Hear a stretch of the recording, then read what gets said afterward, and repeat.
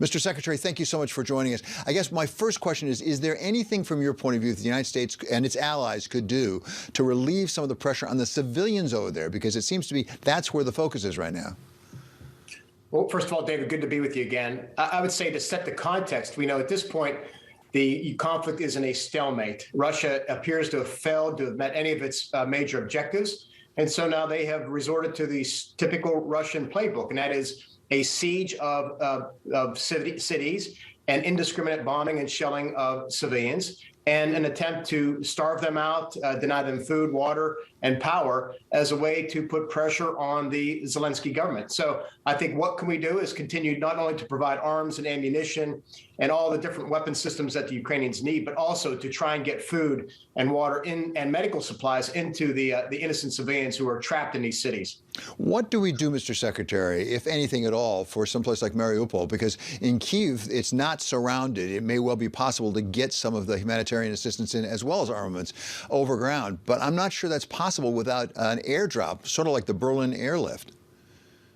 I think there are clever ways to get stuff in on the ground. The Ukrainians have proved quite resourceful at doing so. I think we need to explore all those ways. It appears right now with the Russians having a presence in the skies and our unwillingness to enter that airspace, that an airdrop would not be feasible. But we need to find any number of ways to include, look, a humanitarian appeal through the UN, the Red Cross, and others to provide supplies, medical supplies to the people of Ukraine.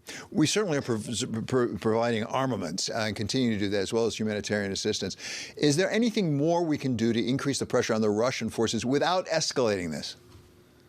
Yes, I mean, we continue to, of course, provide arms and ammunition, the anti-tank and anti-ship missiles, which I don't think I've seen have been delivered yet. I think we should deliver those. I mentioned a couple weeks ago providing them with advanced air defense systems. So today there are reports that we may provide them with SA-8 systems, which are ground mobile medium-range systems that will help them defend their airspace. And then I think, again, continue to provide targeting information and surveillance information that will help the Ukrainians on the battlefield. Look, we've had a big change here in the last 24, 48 hours. We're now hearing that the Ukrainians have not only defended their cities, but they are recapturing towns and recapturing ground taken by the Russians.